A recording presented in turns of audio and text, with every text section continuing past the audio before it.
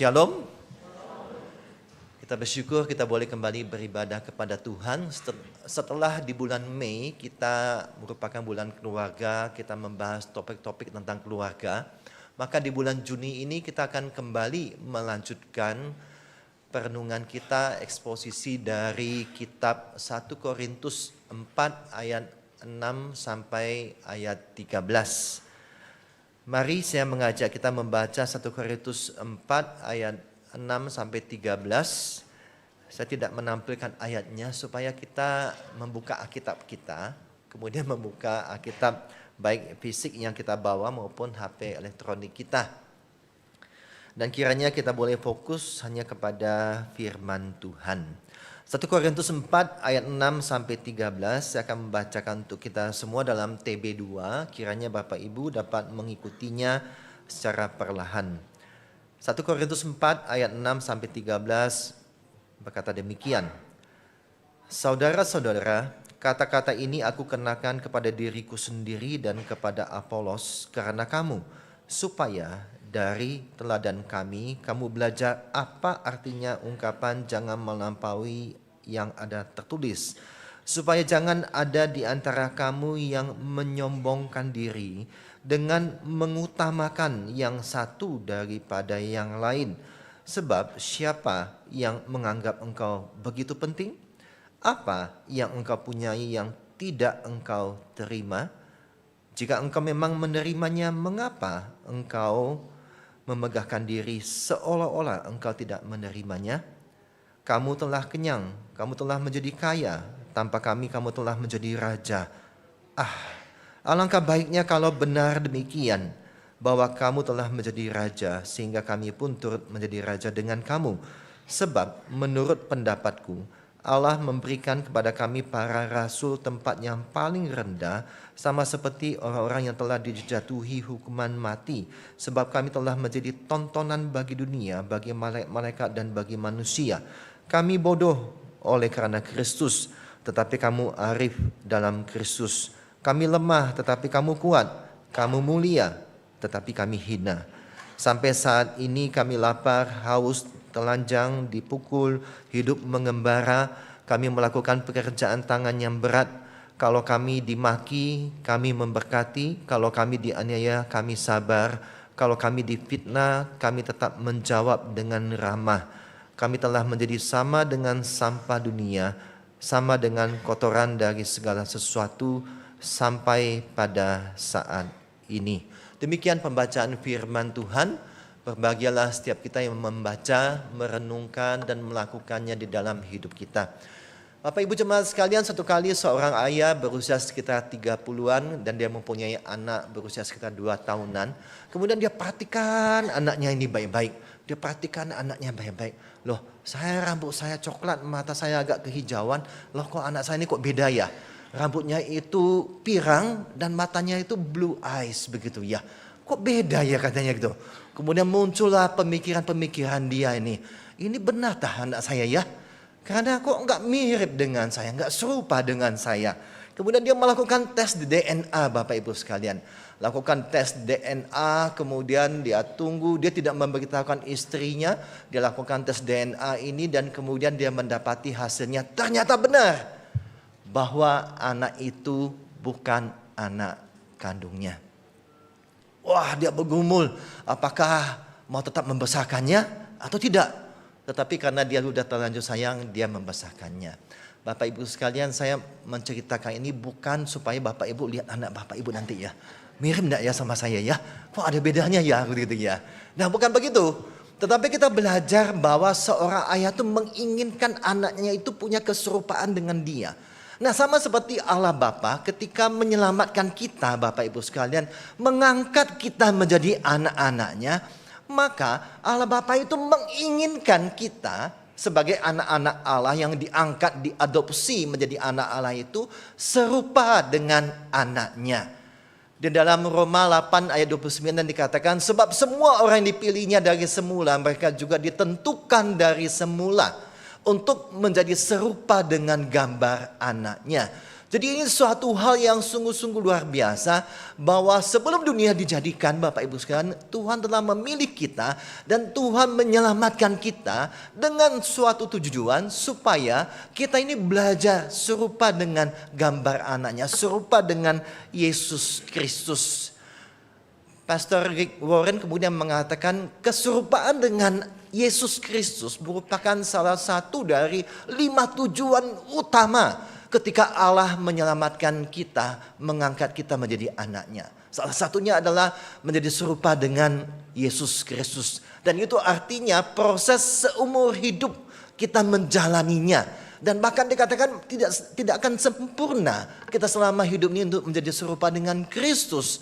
Karena kesempurnaan itu akan diberikan Kristus pada akhirnya. Nah Bapak Ibu Saudara sekalian, kalau kita bertanya keserupaan dengan Kristus itu tentulah bukan secara fisik Bapak Ibu sekalian. Kenapa? Karena kita umumnya lahir di Asia begitu. Otomatis fisik kita berbeda, warna mata, warna rambut akan berbeda dengan orang Yahudi ketika Yesus lahir di tengah-tengah Yahudi. Bukan masalah fisik Bapak Ibu sekalian, tetapi masalah karakternya. Bukan masalah karakter, jadi bukan fisik tetapi karakter. Apakah kita semakin setia, apakah kita panjang sabar, apakah kita murah hati, itulah yang Tuhan inginkan. Kita ini berproses terus ya. Kalau dulu dikatakan sumbu pendek gitu ya, orang sumbu pendek dikit-dikit marah begitu. Kemudian lama-lama kita ini menjadi panjang sabar begitu ya. Kalau dulu kita itu medit gitu, pelit luar biasa. Tetapi setelah kenal Kristus kita tuh menjadi orang yang generous, orang yang murah hati. Ini proses yang Tuhan inginkan kita alami di dalam kehidupan kita. Tetapi proses memiliki karakter tersebut bukan cuma sekedar di pengetahuan dan juga bukan sekedar yang kita ucapkan begitu ya.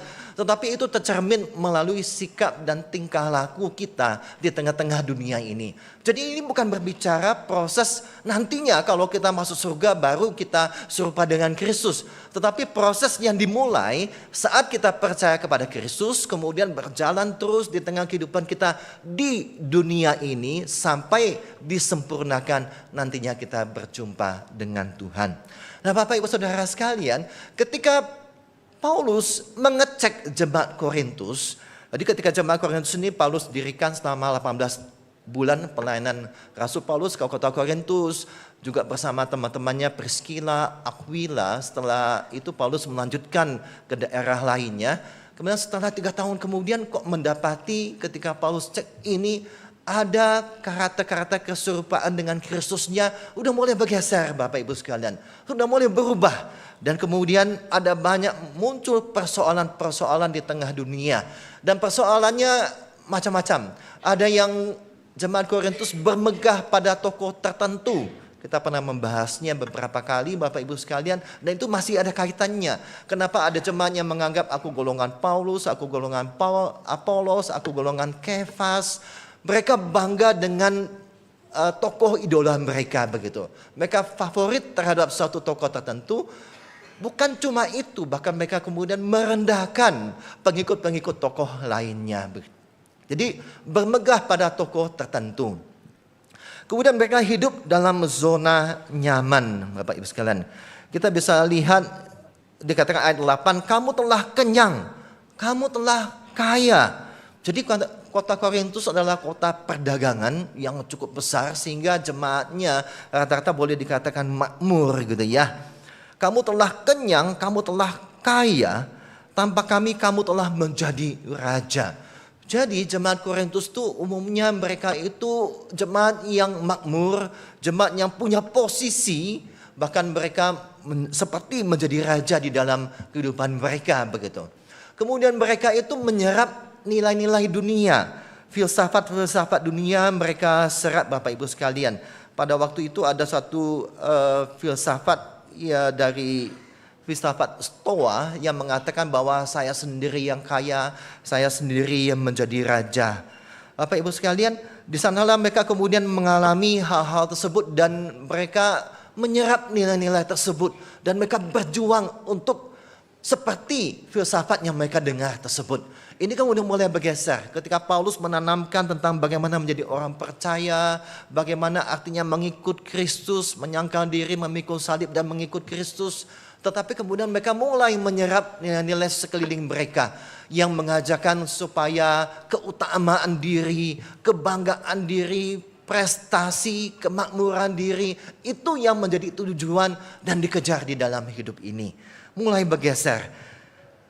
Dan di sanalah kemudian Paulus mendapati bahwa jemaat Korintus itu mereka bangga dengan kondisi mereka karena mereka menganggap bahwa mereka paling kaya, paling terkemuka, paling kuat, paling hikmat, paling bijaksana, paling benar, paling rasional, terpelajar dari semua orang lainnya, paling makmur. Pokoknya semua yang paling-paling itu yang mereka kejar Bapak Ibu sekalian untuk kebanggaan diri mereka. Ini jelas sekali ini sudah bergeser dari apa yang pernah diajarkan Rasul Paulus. Kemudian kalau kita amati persoalan jemaat sekarang masa kini Bapak Ibu sekalian, maka lebih kurang sama. Persoalan zaman kini masalah kesombongan, favoritisme begitu ya. Itu dulu zaman Korintus sudah terjadi, zaman sekarang pun masih terjadi dan juga masih akan terjadi. Selambang gereja itu adalah kumpulan orang-orang berdosa yang dipulihkan tetapi masih bergumul di dalam kehidupan mereka tentang kebanggaan diri, tentang kesombongan diri, tentang favoritisme terhadap rohaniwan dan sebagainya. Itu masalah akan terus terjadi Bapak Ibu sekalian. Kemudian kenyamanan diri. Nah jemaat ketika mengikut Kristus juga mengalami yang namanya udah nyaman dah gitu. Satu kali saya ajak jemaat seorang bapak, ayo Pak sama-sama kita melayani gitu ya.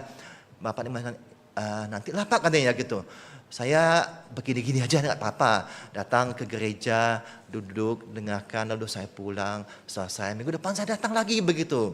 Nah jadi sudah merasa nyaman Bapak Ibu sekalian dengan yang ada. Kalau sudah dalam kepengurusan majelis atau pengurus sudah mundur begitu ya. Tidak secara struktural udah nggak bisa lagi begitu ya, harus istirahat dulu. Nah kemudian melihat wah ternyata enak juga ya. Kalau dulu sibuk banyak rapat, sekarang waktunya senggang begitu. Wah mulai merasa nyaman di dalam dirinya. Nah itu yang terjadi Bapak Ibu sekalian. Atau kita punya relasi yang tidak harmonis. Yang namanya kehidupan bergereja itu berbicara tentang relasi. Relasi ketika baik sebagai pengurus, sebagai majelis, sebagai hamba Tuhan, sebagai jemaat. Itu semua berbicara relasi Bapak Ibu sekalian. Nah ketika berbicara tentang relasi ini ada hal-hal yang tidak harmonis begitu ya. Beda pandangan, beda pendapat, beda pengalaman, ya pasti beda ya. Pengalaman orang yang 10 tahun dengan 2 tahun itu beda begitu ya. Kemudian beda-beda banyak perbedaannya. Tetapi kemudian mengakibatkan relasi itu tidak harmonis begitu ya. Kemudian kecewa kalau umpamanya pendapat saya nggak disetujui begitu ya. Kecewa, sakit hati kalau pendapatnya ditentang di dalam rapat begitu. Nah itu relasi-relasi yang tidak harmonis itu terjadi pada jemaat pada masa kini. Belum lagi luka-luka masa lalu Bapak Ibu Saudara sekalian. Ada orang-orang yang punya pengalaman atau luka masa lalu yang kalau tidak dibereskan. Misalnya mengalami keterpisahan dengan pasangannya. Mengalami kemudian kehilangan anaknya. Kalau enggak dibereskan itu terkadang terbawa pada zaman sekarang. Sehingga mengakibatkan dia menjadi seorang yang sangat-sangat hipersensitif. Kalau ada orang yang menyinggung dia sedikit dia langsung blow up, meledak. Jadi hal-hal demikian Bapak Ibu sekalian itu terjadi di dalam kehidupan jemaat pada masa kini. Dan kalau kita pikir-pikir sebenarnya akar persoalannya adalah kembali kepada idolatry, kembali kepada berhala-berhala di dalam diri kita. Saya pernah menyampaikan gambar ini Bapak Ibu sekalian. Kita kembali mengingat kembali karena inilah tantangan kita sepanjang hidup kita. Sepanjang kita ini berelasi dengan orang Bapak Ibu sekalian, maka akan berurusan dengan segala berhala di dalam diri kita. Apa yang kita banggakan, pride, harga diri kita. Kita sangat menjunjung harga diri kita. Kalau orang menyinggung kita bisa jadi blow up, jadi marah begitu ya. Kita membanggakan kekayaan kita.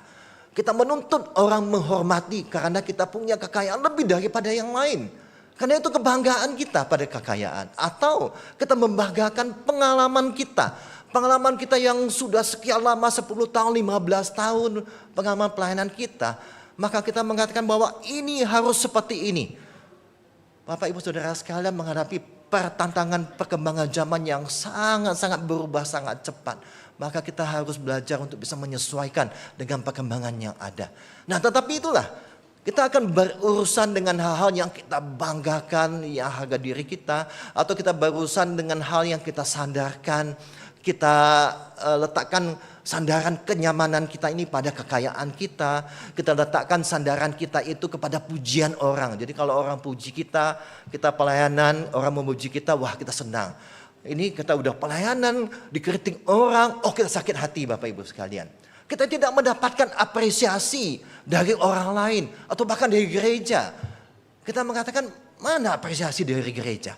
Nah semua itu sebenarnya adalah diri kita, dalam hati kita itu apa yang kita sandarkan Bapak Ibu sekalian. Itu apa yang kita kejar di dalam hidup kita. Apa yang kita takuti contohnya Bapak Ibu sekalian. Ada orang kemudian diajak untuk pelayanan gak mau. Kenapa? Pak, kalau pelayanan itu sama dengan cari musuh. Nah, makanya banyak yang gak mau pelayanan. Kenapa? Kalau pelayanan interaksi nanti cari musuh begitu ya. Daripada saya cari musuh lebih baik saya gak usah pelayanan. Dia takut konflik dengan yang lain Bapak Ibu sekalian. Padahal konflik itu mendewasakan kita. Padahal konflik itu merupakan sarana yang Tuhan izinkan terjadi untuk membentuk kita menjadi semakin serupa dengan Kristus.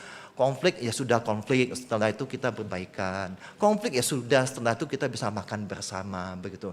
Begitu demikian Bapak Ibu sekalian. Apa yang kita inginkan di sayar kita Bapak Ibu sekalian. Di dalam pelayanan sekalipun, dalam kehidupan gereja, dalam kehidupan kepengurusan begitu. Kita masing-masing punya pengalaman dan kita masing-masing terkadang punya agenda masing-masing Bapak Ibu sekalian. Nah ini yang jangan terjadi di gereja. Kita harus mencari apa agenda Tuhan bagi gereja kita, apa agenda Tuhan bagi sekolah kita. Jangan kita kemudian memasukkan agenda kita pribadi di gereja maupun di sekolah. Sehingga kita ngotot ini harus kita lakukan. Nah makanya harus hati-hati Bapak Ibu Saudara sekalian. Kita kembali mengecek hati kita. Kenapa di hati kita ini tempat segala berhala itu ada di dalam diri kita. Dan kita itu secara nggak sadar itu akan terus bertumbuh, akan terus berkembang di dalam hati kita. Nah Bapak Ibu sekalian mungkin mengatakan, loh Pak ini kan sudah pernah ditampilkan, kok ditampilkan ulang lagi begitu ya, kok terus diingatkan. Nah Bapak Ibu sekalian masalahnya di hati kita itu pabriknya berhala. Sama seperti pabrik semen itu akan terus berproduksi, diusahakan terus mengejar target dan sebagainya. Demikian juga hati kita itu pabrik penghasil berhala yang akan terus menghasilkan berhala di dalam diri kita sesuai dengan umur kita. Jadi orang yang udah pengalaman, wah berhalanya adalah kebanggaannya, adalah pengalaman dia masa lalu demikian begitu ya. Nah, Bapak John Calvin, reformator kita mengatakan hati manusia itu pabrik penghasil berhala yang terus menerus. Jadi sepanjang kita hidup itu terus dihasilkan. Dan itu bisa berhala itu bisa berganti-gantian Bapak Ibu sekalian. Sesuai dengan umur kita, sesuai dengan status kita, sesuai dengan jabatan kita. Semakin tinggi jabatan kita Bapak Ibu sekalian, wah berhala harga diri kita semakin tinggi Bapak Ibu sekalian. Kebanggaan kita semakin tinggi. Kalau ada orang yang berlaku tidak hormat pada kita, kita jadi marah. Kenapa? Karena status kita semakin tinggi. Dan berhala kita semakin berkembang ke arah sana. Jadi kenapa kemudian kita terus diulangi akan hal ini Bapak Ibu sekalian? Karena ini terus kita alami di dalam kehidupan kita. Yang namanya berelasi selalu berhadapan dengan ini. Yang namanya pelayanan juga berhadapan dengan ini. Yang namanya kehidupan berkeluarga juga berhadapan dengan hati kita yang menghasilkan berhala terus menerus di dalam diri kita. Bagaimana kita mengatasinya Bapak Ibu sekalian berhala-berhala tersebut? Maka Paulus melihat bahwa berhala kesombongan, zona nyaman dan kemudian jemaat Korintus mengadopsi nilai-nilai yang ada di dunia, keutamaan diri, kebanggaan diri. Maka Paulus kembali mengingatkan tentang keserupaan dengan Kristus. Dan Paulus mengajarkan dua hal. Yang pertama dari perikop ini yaitu Christlikeness, keserupaan dengan Kristus itu artinya hidup yang dilingkupi, digerakkan oleh anugerah.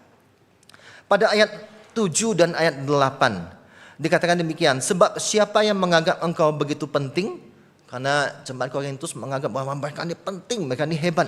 Apa yang engkau punyai yang tidak engkau terima? Jika engkau menerimanya, mengapa engkau memegahkan diri seolah-olah engkau tidak menerimanya? Jadi Paulus ingin memberikan teguran kepada jemaat Korintus bahwa semua yang kamu miliki itu, hai jemaat Korintus, ingat, itu pemberian, itu kamu terima. Pemberian dari Allah bagi hidupmu. Kalau engkau bisa percaya kepada Kristus, itu adalah anugerah dari Tuhan. Kalau engkau kemudian bisa dalam kehidupan kamu diberkati Tuhan, sekali lagi itu juga pemberian anugerah dari Tuhan. Kalau jemaat Korintus ini dipenuhi dengan berbagai macam karunia, Bapak Ibu sekalian. Kalau baca persoalan pasal 12 dan 14 tentang persoalan karunia-karunia, jemaat Korintus itu punya berbagai karunia. Tetapi kemudian mereka ketika memiliki karunia seperti berbahasa roh, kemudian mereka membanggakan diri dan mereka kemudian memandang rendah orang yang tidak memiliki karunia. Itu juga keliru. Dan Paulus mengatakan, ingat, semuanya itu kamu terima pemberian dari Allah. Dan di sini kita bisa melihat bagaimana kita mengatasi yang namanya kesombongan, kebanggaan diri di dalam diri kita. Ada yang mengatakan mengatasinya dengan mengingat bahwa di atas langit masih ada langit. Wah, jangan sombong karena masih ada orang yang lebih hebat dari kita. Tetapi akhirnya kita terus mengejar supaya kita menjadi top, lebih hebat daripada orang lain. Ada yang mengatakan bahwa mengatasi kesombongan belajar rendah hati, begitu ya. Tapi kok susah ya belajar rendah hati ya. Ada di sini mengatakan saya adalah rendah hati. Susah Bapak Ibu sekalian. Ya, tetapi yang paling benar adalah kita menyadari bahwa apa yang bisa membuat kita belajar menjadi rendah hati. Yaitu ketika kita mengingat bahwa semua itu adalah anugerah dari Tuhan. Sebagaimana Rasul Paulus kemudian mengajarkan di pasal 15 nantinya, namun karena anugerah Allah aku ada sebagaimana aku ada sekarang. Jadi ketika Paulus mengatakan aku ada sekarang, artinya Rasul Paulus sudah menjadi anak Tuhan, sudah mengenal Kristus secara pribadi. Dia mengingat ketika dia melakukan perjalanan ke Damsyik, dia melihat suatu sinar yang sangat terang sekali. Akhirnya dia mengenal siapakah Yesus itu yang sebenarnya. Kemudian Rasul Paulus juga mengenal bahwa dia dipilih menjadi rasul orang non-Yahudi.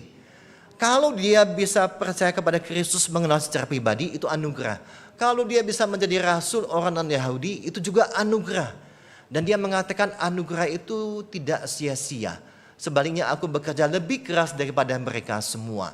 Tetapi sekali lagi, bukan aku melainkan anugerah Allah yang menyertai aku. Jadi Bapak Ibu Saudara sekalian, kita melihat pola dari Rasul Paulus. Dia ingat sekali tentang anugerah dari Allah tersebut.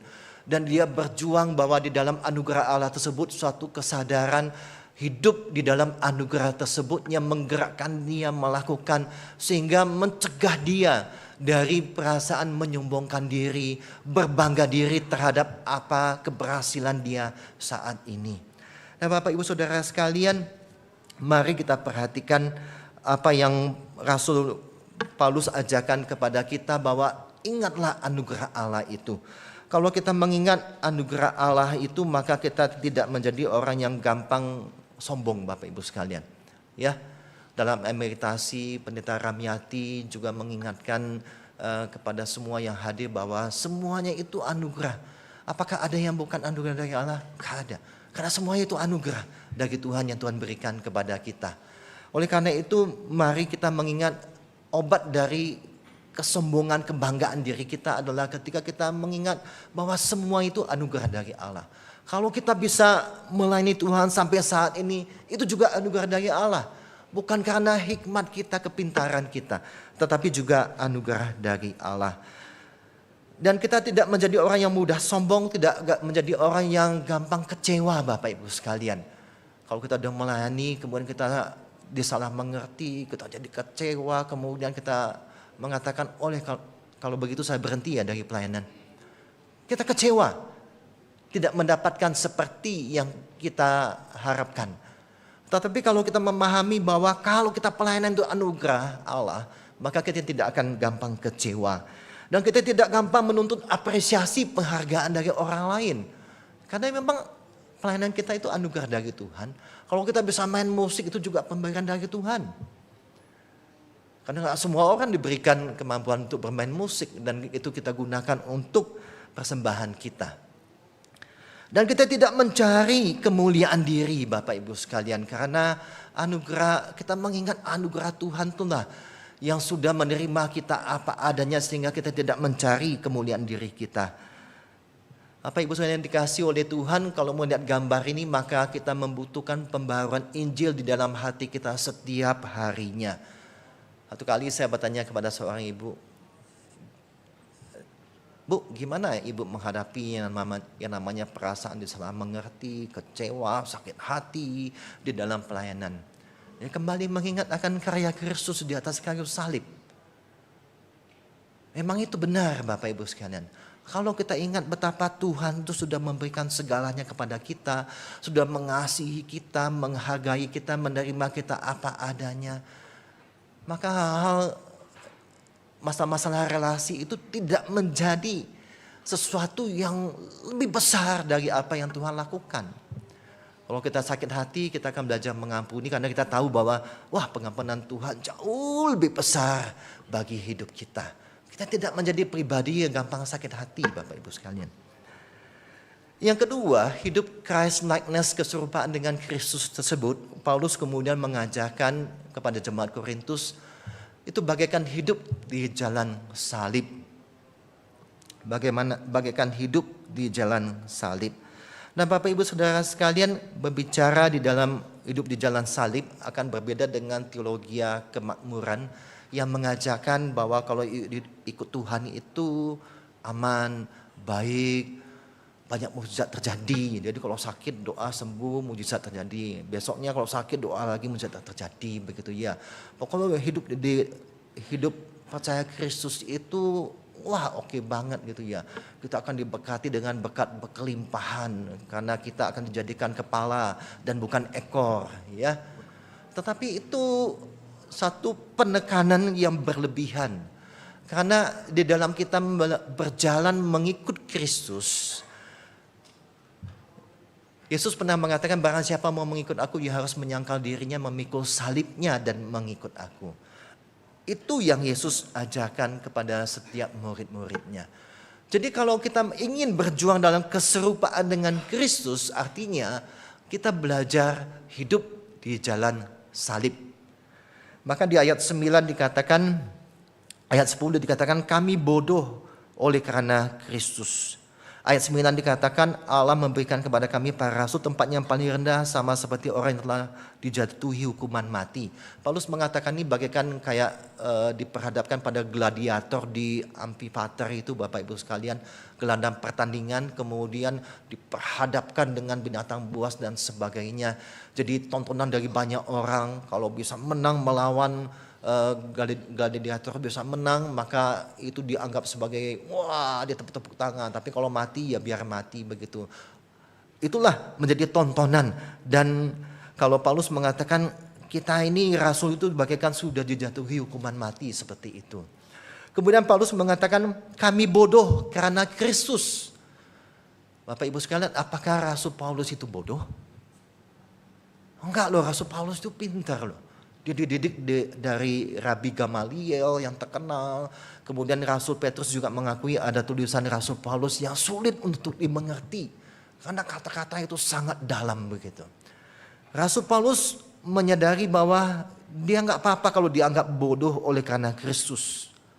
Supaya jemaat itu menjadi hikmat bijaksana. Nggak apa-apa kalau dianggap lemah asalkan nanti bisa menguatkan iman jemaat tersebut. Gak apa-apa kalau dianggap hina asalkan nanti orang lain bisa mengalami kemuliaan dari Allah. Bapak Ibu Saudara sekalian, Rasul Paulus kemudian mengatakan kami lapar, kami haus, kami telanjang. Telanjang ini maksudnya kemungkinan besar adalah kebiasaan orang zaman dulu itu ada outer gitu ya, jubah begitu ya. Karena tidak pakai jubah luar, jadi hanya satu lapis saja begitu ya. Dipukul, hidup mengembara, melakukan pekerjaan tangan yang berat Bapak Ibu sekalian. Kemudian kami dimaki, Kalau kami dimaki, kami memberkati. Kalau kami dianiaya, kami sabar. Kalau kami difitnah, kami menjawab dengan ramah. Kami menjadi sama seperti sampah dunia, sama dengan kotoran dari segala sesuatu sampai pada saat ini. Jadi Paulus ingin mengajarkan bahwa mengikut Kristus, berproses menjadi serupa dengan Kristus, artinya kita ini hidup di jalan salib. Dan itu artinya suatu perjalanan yang akrab dengan penderitaan karena iman kita kepada Yesus Kristus. Suatu perjalanan hidup yang akrab dengan penderitaan, Bapak Ibu sekalian. Ada banyak orang nggak suka mendengar berita tentang ini, Bapak. Kalau bisa khotbahkan yang baik-baik, diberkati Tuhan dengan berkelimpahan dan sebagainya. Tetapi firman Tuhan mengajarkan satu paket, Bapak Ibu sekalian. Kita dianugerahkan keselamatan, kita juga dianugerahkan penderitaan kepada kita. Tetapi percayalah ketika kita diberikan kesempatan atau diberikan kondisi kita menderita, ada maksud Tuhan di dalam memproses kita dan bagi generasi yang lain. Seorang kisah mati dari Indonesia bernama Yosia Umbuh, Bapak Ibu sekalian. Dia ini seorang dokter Kristen di Manado, Minahasa. Kemudian dari sejak muda dia terbeban sekali melayani masyarakat yang terpencil begitu ya. Kemudian dia pergi ke desa rumah sakit Tentena di Poso. Kemudian dia di sana melakukan pelayanan kesehatan dan kemudian dia sambil melakukan pelayanan kesehatan dia juga memberitakan Injil, dia menginjili. Tetapi suatu ketika tahun 96 dia mengunjungi desa yang terpencil, dia bersama dua rekannya disergap oleh suatu kelompok orang ekstremis begitu ya. Dan kemudian menembaki dia, memukul secara brutal sampai tewas begitu. Sebelum peristiwa itu terjadi, Yosia Umbo ini terus mengingatkan teman-teman. Kita tahu bahwa kita itu akan memasuki desa yang terpencil, yang berbahaya. Tetapi dia sungguh berharap bahwa pelayanan kesehatan di sana tidak pernah berhenti. Itu hatinya Bapak Ibu sekalian, dia memberitakan Injil. Terkadang kita melihat bahwa wah kalau begini berarti sia-sia lah ya. Kita tidak pernah tahu kisahnya bagaimana. Tetapi kisah martir itu sudah dimulai yaitu ketika kisah Stefanus Bapak Ibu sekalian. Seorang diaken yang melayani tetapi kemudian difitnah, kemudian dirajam batu sampai mati. Tetapi ketika dia dirajam batu itu dia melihat langit terbuka dan Yesus anak Allah itu berdiri di sebelah Bapa. Itu suatu penggambaran bahwa Tuhan menguatkan Stefanus sehingga bisa menghadapi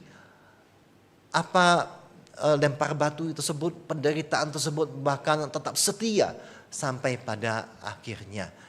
Tetapi bukankah peristiwa ini merupakan awal kemunculan kisah sang Rasul Paulus? Karena pada waktu peristiwa ini Saulus menyetujui pelemparan batu tersebut. Tetapi itulah awal muncul Saulus, kemudian menjadi rasul, kemudian menjadi rasul yang menuliskan banyak surat-surat pengembalaan bagi gereja-gereja, termasuk yang kita baca sampai saat ini. Jadi di sini kita bisa melihat ada kemuliaan yang Tuhan sediakan kepada orang-orang khusus yang Tuhan izinkan mengalami tersebut, dan kemuliaan tersebut bisa berlanjut berdampak pada generasi-generasi yang akan datang. Nah Bapak Ibu Saudara sekalian, disinilah keserupaan dengan Kristus itu kita berjuang. Agar kita kemudian keserupaan dengan Kristus kita itu dilingkupi, digerakkan oleh anugerah Tuhan dalam kehidupan kita, dalam pelayanan kita. Dan kita mengingat bahwa keserupaan dengan Kristus itu berarti kita menjalani jalan salib di dalam hidup kita. Ketika kita sekalipun mengalami penderitaan tersebut Bapak Ibu sekalian, tingkatnya bisa berbeda-beda tiap orang. Ingatlah ada maksud tujuan Allah, ada kemuliaan yang Allah Tuhan sediakan bagi kita maupun bagi generasi yang akan datang. Tuhan memberkati kita semua. Baik jemaat.